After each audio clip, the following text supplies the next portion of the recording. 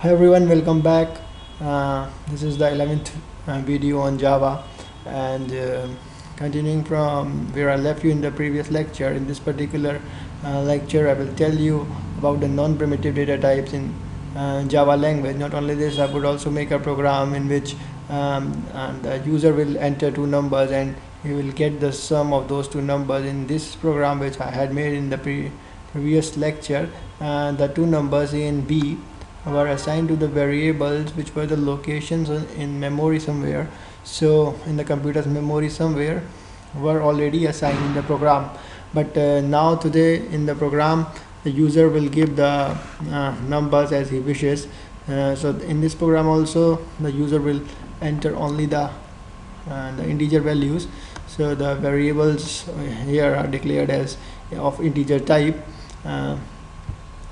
One thing I want to tell you that for non-primitive data type, actually the non-primitive data type is the one which the user can make on its own.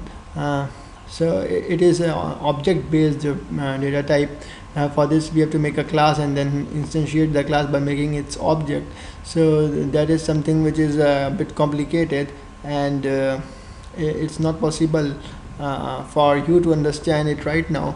So for now only I would like to tell this much, that it's class based and you have to create an object later to make a non-primitive data type of your own, and rest all things will be covered in the upcoming lectures. For now I would make the program in which the user will enter two numbers as he wishes. So the very first thing which I would like to tell you is that suppose in the previous program we know that the integer values were assigned, and as I've told that the Java program, the main function is where the execution of the program starts.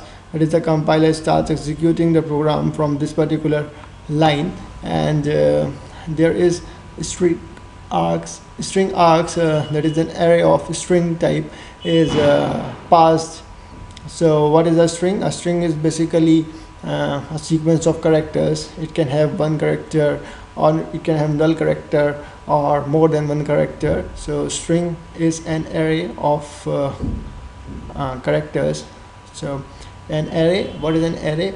Array would be covered later on, but for now you can means get that more than one characters could be there. So we need memory space in the computer for storing more than one character. Suppose a character occupies some space. So what an array does is that it gives the continuous memory allocation to the same type of data type. Like if we want to have more than one characters, so what an array of characters will do is that it will assign memory location to the consecutive characters in the contiguous memory allocation. That is, the first character will be stored in a location in the memory, and the second character would be stored next to it in the memory. So it would be contiguous. These two things are there. And thirdly, an array is having a name. So what happens is that the first character will have the same name as the second character, but the index would be changed. Suppose here the name of the array is args. So what happens is that the first character will be stored at args 0. So this means that the first character will, the variable name where the first character will be stored will be args and 0 over here. So similarly the second character will be stored at args 1, and so on. So what happens is that as I've told that the parameters which are passed within the main function is of a string type. Means string is a sequence of characters. So what happens is that if we want to deal with numbers here, int a, b, both are integers, that is they both are numbers, and similarly sum is also an integer, that is sum is also a number. So all these three are numbers over here. So what we need now is that we are not needing characters, but what we need is integers, that is the numbers. So we will have to convert the compiler will have to change it from the string type to an integer type. So for that particular reason, what we do is that suppose these two lines are same, we don't need these two lines over here, because the user will give the values of a and b. So now what happens is that this the first value which the user will enter will be named as args, and the brace is 0. So I will have to convert this into the integer, because the compiler will have to convert this into integer. For this we have to write a line, so that is we will have to assign the value to a. So what value we have to assign is that there is a class which is called integer. So integer dot, so there is a method in for this particular class, that is the parse int method. So integer dot parse int, and we will have to pass args, and then the first number would be at index 0 of the args array. Similarly the second would be integer dot parse int args1. So I'm just copying it. Now I am writing the same thing, but two changes would be made over here. The first is that it would be at index 1, and it would be there in the b, not in the a variable. So now what happens is that the number which would be passed, first of all the Java will will consider it as a character at location the first location of the array. So what happens is that this character is then changed into an integer, and then this is stored in the a variable, that is the location which is of the variable a, assigned to variable a. And similarly the second number which will be passed from the command line will be converted into the integer. So for this reason what we do is that we are going to use the parse int method of the integer class. So integer is a class, so it begins with the capital letter. So integer is a class, and it is having parse int as a method. So we are passing the first value which is passed from the command line, and that would be in the args0, that is the first index of the args array, which is of the string type.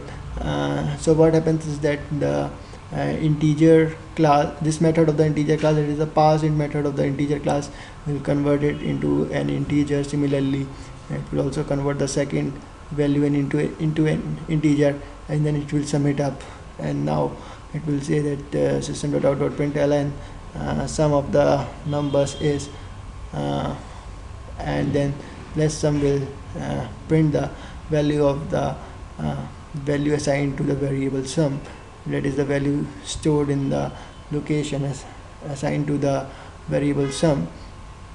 So now I'm going to save this file. So for this reason I will have this save as sorry, first of all I will like to change the name. So it is so like I want to change it sum from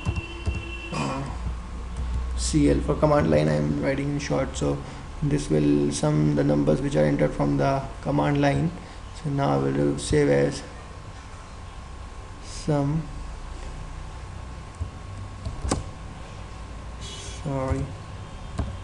from cl.java. Now it is okay, sum from Java, sum from cl, sorry, .java. It is a Java source file, so it is not an issue now. Now what happens is that I will have to go to the D drive where I have stored in Java 1 folder. So now what I'm going to do is that I'm going to open the command prompt for this particular. Now as you know that it is stored in sum from CL, so over here it is stored. So Java compiler sum from cl dot java. Hopefully there should not be any error. Let's see if there is any. Good. And now secondly, there is a bit of change, and the change is that this is the class file, so we will have to now interpret it. But not only this, we will also have to pass, like see, we have the class file now after compiling, so we will also have to pass. Suppose I want to pass the numbers 4 and 5 this time, so I will have to pass it like this.